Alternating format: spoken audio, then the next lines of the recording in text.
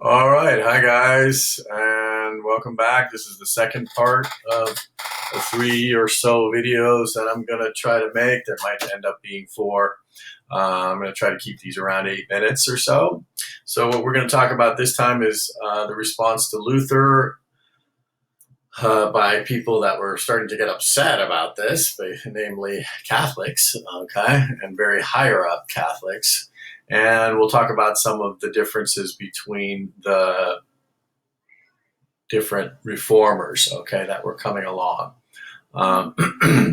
And also, I will tell you a little bit about a king that's also in your text, and we'll talk about how he posed a challenge to the Pope as well and the Catholic Church. Okay, so one thing, just to go back a little bit, make sure on page 55, which is right before this, that you read over the part where it says the 95 Theses.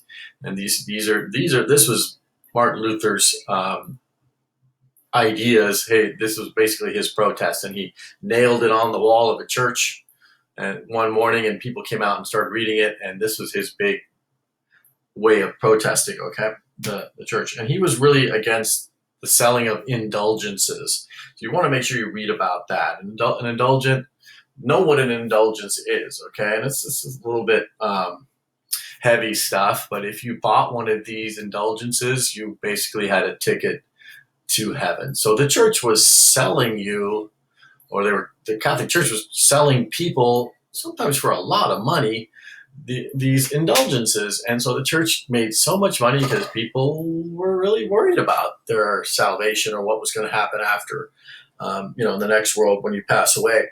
So they were really worried about this, and people have always been worried about this. This is entirely normal. But the church was profiting, and people were sometimes spending so much money on an indulgence, like their whole savings and everything. And the church was just getting more and more corrupt and more rich.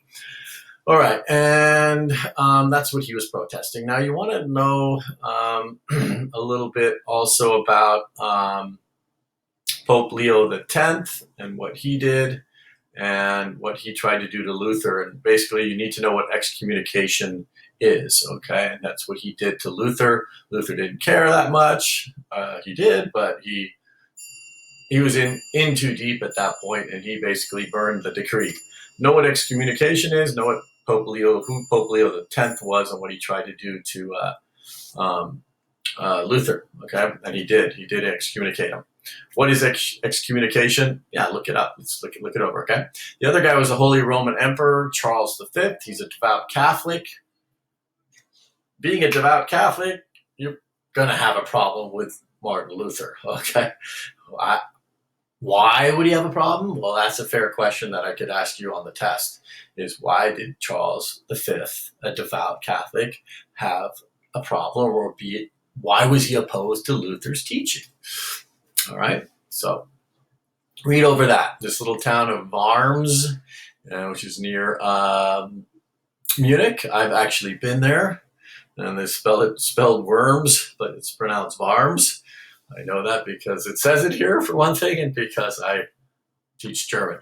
But I actually went to that town, and I also went to Martin Luther's personal library, which is super interesting. And I would put that on your wish list if you want, or not. But I thought it was fun because I studied history. Main thing about Martin Luther, he's bound by the scriptures. That's his big thing, okay? I mean, that's really simplifying it, but he basically is saying, hey, you know what? What it says in the Bible matters, not what your priest is telling you. Many times people were illiterate, especially illiterate in Latin. Okay, they may have spoken German, and of course in Germany they all spoke German, but they couldn't read Latin, and the priests were speaking Latin in church, and so they didn't understand what was in the Bible. But when Luther translated the Bible into German, all of a sudden they knew, okay, the priests are not doing what's in the Bible.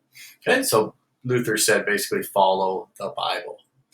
And then basically Germany goes into this religious war begins between Catholics and Protestants. So yeah, review that.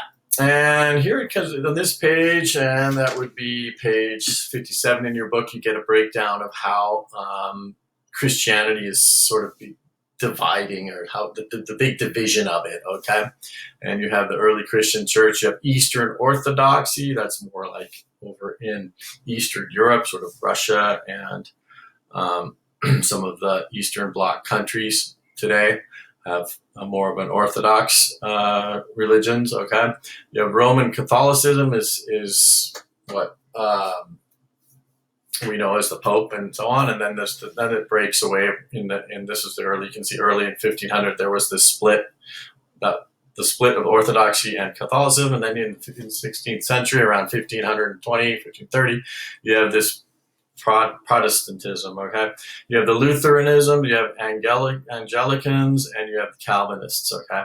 So know the difference between these three, okay?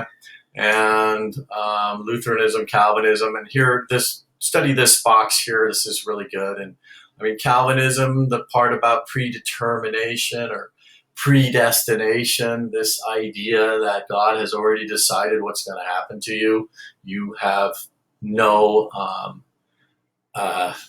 there's nothing you can really do. If you're going to be one of those saved people, that's because he decided that. Again, I'm just telling you what it is. These things are. I'm not telling you what to believe. These are different Christian beliefs. Okay, Lutheranism, salvation by faith. And Anglicanism, also salvation by faith. Okay, Bible is the sole source of revealed truth. You can review this table, all right, which is also on page 57. Make sure you go over that.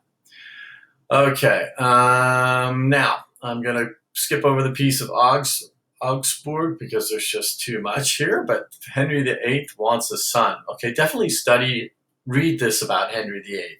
It's super fascinating.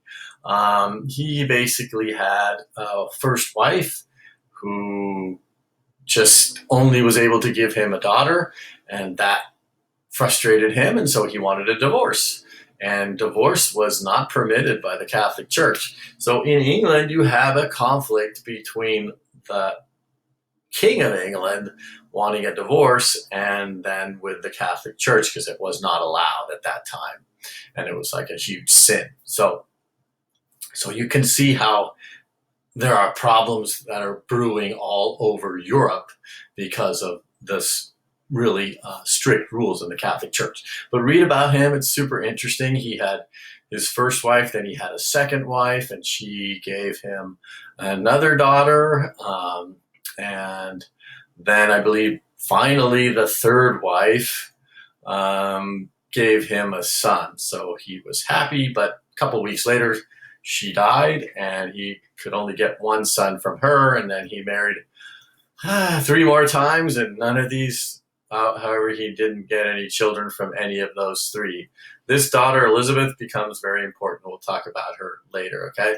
The joke about this is that we often hear is every king wanted basically an heir, which was the son, and a spare, which would be a second son. So every king wants an heir and a spare in case one of them dies. Then at least one son is going to make it. But Henry was no other way to say it, he was pretty much a failure when it came to producing sons. He was only able to get one son. And instead, he just killed he killed his wife, and this is horrible. He's a horrible guy. Okay, and definitely read about Elizabeth I and her issues that she had with Mary, Queen of Scots, who was a Catholic. This story is one of the most interesting stories, and there's a movie that you can probably find somewhere on Netflix or on Prime or somewhere. That's just Elizabeth, okay? And I actually went to Scotland 2 years ago and did a whole guided tour of Scotland and talked to this guide a lot who's really knowledgeable about Scottish history and about Mary, Queen of Scots. And I was really curious about it, and I'd just seen the movie, and he said the main problem with the movie was Elizabeth and Mary, Queen of Scots. They actually never met face to face. They never saw each other, and that was a big, huge error in that movie, or at least according to that guide. So, but read that over. That's really, really interesting. Okay, I'm going to move on. Here's a section about John Calvin. The main thing about him, again, is that he had this idea of predestination, and he led the Reformation in Switzerland. That's where I'm from. Some of my relatives are Calvinists. They believe in what he preached. Okay, and then there are these guys called the Huguenots. Or Huguenots, and there was hatred between the Catholics and the Huguenots, and there's, many people died here. There are huge massacres. Basically, Catholics were going around trying to kill Protestants, and Protestants were going around trying to kill Catholics, and so many people died in this basic religious war that was going on in the 1500s. Okay. All right, you don't need to know about the Anabaptists. I would say the Jesuits definitely know who they were, okay, and then read about the Council of Trent. Know what happened there, what they decided there. There are some really important things. Just this one here, where any Christian who substituted his or her own interpretation was a heretic. Okay, so a heretic is basically a non-believer, someone who needs to be thrown out of the church or eliminated, and many times heretics were just hung or burned. Okay, it was bad stuff if you're a heretic. So you could not have your own interpretation of the Bible. That's not a good cause. So the Council of Trent was important. It was starting to take on these issues, okay, of what the problems that were coming about. It was meant to calm things down a bit, okay? And there were two popes that kind of led it and kind of reform things and help bring our country, or bring the whole region, to more peace. Read this part over for sure, the religious and social effects of the Reformation and the political effects of the Reformation. Read over these primary and secondary sources. I could very well take, like this one about Martin Luther, and throw it on the test, ask you a question about it, or this one about Hans Broshammer, okay, seven-headed Martin Luther. I might throw a primary source or a secondary source on the test, or even, and let you try to, here's the seven-headed guy, okay?